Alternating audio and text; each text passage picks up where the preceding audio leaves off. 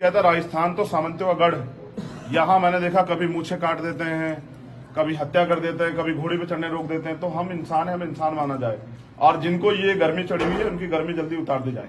हम लोग चाहते हैं कि सारी मांगे पूरी हो और अगर ऐसा नहीं होगा तो फिर राजस्थान में आंदोलन होगा। और इस बार आंदोलन जोधपुर में नहीं होगा, ना ही यहाँ होगा, इस गांव में आंदोलन होगा मुख्यमंत्री के आवास के सामने। क्योंकि ये तो बहुत सारे लोग तो सह रहे हैं, ये परिवार नहीं सह पा रहा था, इसने सामना किया तो इनको अपने बच्चे की जान खोनी पड़ी। और प्रशासन अगर सक्रिय होता, सरकार पुलिस पहले सक्रिय होती तो ये घटना होती नहीं।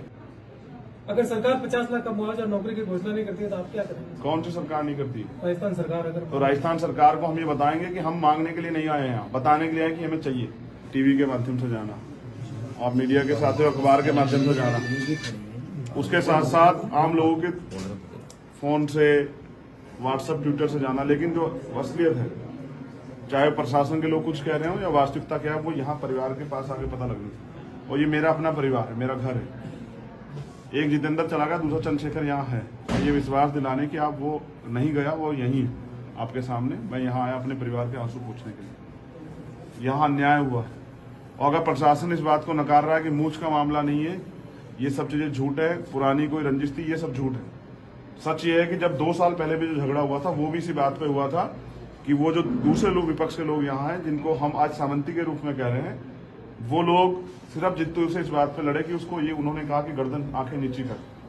वो यहाँ हमारे लोगों को आंख उठा के देखना पसंद नहीं करते। और मुझे यहाँ आके पता लगा कि ये पाली वो जिला है जिसमें आज भी पुरोहितों के घर के सामने से हमारी महिलाएं जो है ना, वो चप्पल और जूते हाथ में लेके जाती हैं। कई गांव यहाँ ऐसे जहां से मोटरसाइकिल से नहीं गुजर सकते हैं वंचित वर्ग के लोग।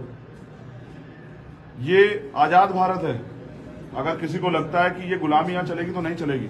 और इस पर जो भी चुप है वो अन्याय को सह रहा है, वो गुलाम है। हम गुलाम नहीं है, ये अन्याय यहाँ से बंद होगा। आज हम लोग यहाँ इसलिए हैं कि परिवार का जो दुख था उसको बांट सके और भविष्य में यहाँ ये इस तरह की घटनाएं दोबारा ना हो, इस पर ठोस कदम उठ सके। यहाँ के अधिकारियों से मेरी बात हुई है, एक ज्ञापन पत्र है जो दिया गया था। अभी उसमें कई मांगों पर सकारात्मकता है। जो मांगों पे सरकार की तरफ से अभी तक जानकारी नहीं मिली, उन पे हम उच्च अधिकारियों से बात करेंगे। और मेरा ये प्रयास रहेगा, जो हमारी मांग है, परिवार की नहीं, परिवार की एक ही मांग है कि उनको न्याय मिले, लेकिन परिवार के भविष्य के लिए हमारी कुछ मांगे वो हमने रखी है सरकार के सामने, प्रशासन के जरिए। मेन मांग ये है कि सबसे पहले परिवार की सुरक्षा व्यवस्था सुनिश्चित, उनको लाइसेंस दिए जाए। क्योंकि ये तो बहुत सारे लोग तो सह रहे हैं, ये परिवार नहीं सह पा रहा था, इसने सामना किया तो इनको अपने बच्चे की जान खोनी पड़ी। और प्रशासन अगर सक्रिय होता, सरकार पुलिस पहले सक्रिय होती तो ये घटना होती नहीं। 3 दिन से वो लोग उसका पीछा कर रहे थे। उस घटना में अकेले 2 लोग नहीं है, वो और भी बहुत सारे लोग हैं जिन्होंने रेखी की, रास्ता बंद किया, उनकी मदद की। वो सब लोग भी दोषी हैं। पुलिस उनकी जांच करे, उन सब लोगों को अरेस्ट करे और उन पर कार्रवाई करे। उसके बाद फास्ट ट्रैक कोर्ट में मुकदमा चले कि दोबारा ये लोग बाहर ना आ पाए और बाहर आके फिर किसी परिवार के व्यक्ति को नुकसान ना पहुंचा दे। हमारे परिवार की यहाँ पे सुरक्षा सुनिश्चित की जाए और यहाँ से अलग जो गवाह और लोग हैं उनकी सुरक्षा सुनिश्चित की जाए। बड़ा सवाल ये है कि जो अन्याय, यहाँ एक चौकी की मांग थी, वो लगभग जानकारी में कि उसको पूरा किया गया है। परिवार को एक सरकारी नौकरी मिले और परिवार को, हमारी मांग है 50 लाख रुपए का मुआवजा मिले।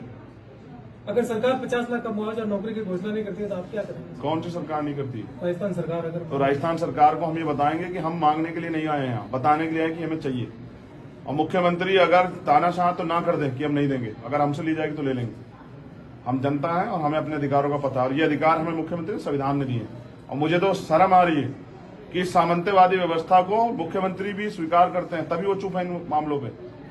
ये राजस्थान भारत का हिस्सा है। हम इस सामंती व्यवस्था को, इसकी जड़ों को काट देंगे। ये अन्याय हम नहीं देंगे। प्रशासन की तरफ से अभी तक क्या कार्रवाई की? प्रशासन की तरफ से उस मांगों में, कुछ मांगों पर स्वीकारता दी गई है। हम लोग चाहते हैं कि सारी मांगे पूरी हो और अगर ऐसा नहीं होगा तो फिर राजस्थान में आंदोलन होगा। और इस बार आंदोलन जोधपुर में नहीं होगा, ना ही यहाँ होगा, इस गांव में आंदोलन होगा मुख्यमंत्री के आवास के सामने। सर और जयपुर में अगर हम लोग चैन की नींद सोएंगे तो मुख्यमंत्री भी नहीं सोएंगे चैन की नींद। कितने टाइम का अल्टीमेटम है? अब उसी पे हम लोग बात कर रहे हैं। हमारे लाखों लोग जो यहाँ आए थे, जो हमारे भरोसे पे वहां सड़क पे खड़े हैं, जिनको हमने भरोसा दिलाया, क्योंकि हम नहीं चाहते कि मामला बिगड़े, तो हम उन लोगों से जाके अपनी बात बताएंगे और वहीं हम समय निश्चित करेंगे। सर एक और सवाल था कि आजकल धार्मिक तो मेले होते हैं जिसमें सतीश कौम के लोग आते हैं, लेकिन जब बात वहाँ खाने पीने की होती है तो उनके अलग से व्यवस्था होती है और अन्य समाज के लिए अलग से होती है। क्या वो ऐसा नहीं होगा? हम चुनावी हिंदू हैं सिर्फ, हम लोग जो हैं वो सिर्फ चुनावी हिंदू हैं।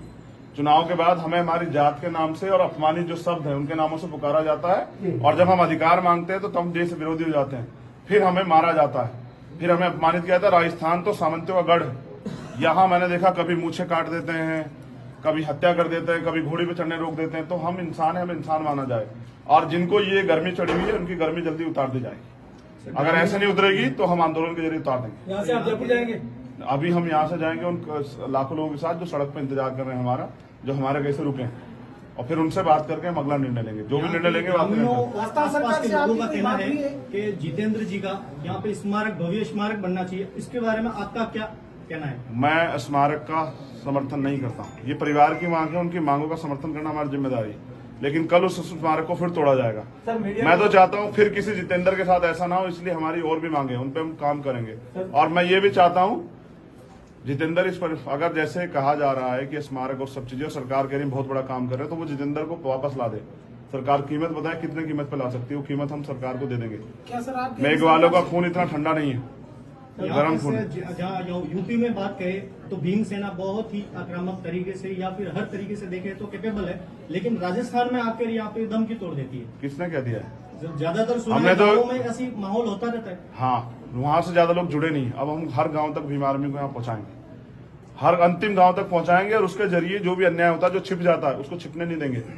और फिर जो इस तरह की सोच रख रहे हैं उन लोगों को भी जो है ना कानून के जरिए हम सबक सिखाएंगे। सर आपके और बसपा के बीच में भी कोई विवाद हुआ था यहाँ पर? नहीं, कोई विवाद नहीं, हमारा तो कोई विवाद नहीं, वो भी हमारे लोग। वार्ता हुई है आपकी सरकार से? कोई नहीं, मेरी सरकार से कोई वार्ता नहीं, मेरी यहाँ के प्रशासन से वार्ता हुई है। बाकी वार्ता प्रशासन के लोग करेंगे। सरकार के लोगों को चाहिए था अपने आप से आगे बढ़ के इसमें काम करते, उन्होंने लेट किया है, और अगर उन्होंने लापरवाही न बरते तो आज जितेंद्र हमारे बीच होते। ये सामंतवादी व्यवस्था नहीं चलेगी। मेरा ये पैगाम है सामंतियों को कि अपने विचारों को बदलें, अपनी सोच को बदलें और इंसान बन के रहें। शोषितों को मजबूर न करें अपने हक अधिकार की लड़ाई के लिए सड़कों पर आने के लिए। धन्यवाद।